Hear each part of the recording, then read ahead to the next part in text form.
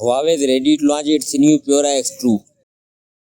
The Huawei Pura X2 is a uniquely designed foldable phone that stands out in the crowded flip phone market. It will be powered by the Kirin 9030 chipset, which will provide solid performance. An addition of an octa-core CPU. RAM will be 12 and 16 GB and 256, 512 GB and 1 TB of storage.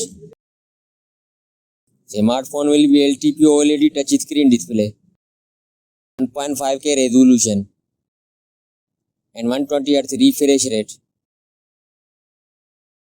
The foldable will get side-mounted fingerprint reader. Battery will be big one and that will be around 5000 mAh. The camera system will be a significant strength for a flip phone. It will feature a versatile triple camera setup. That's all for now.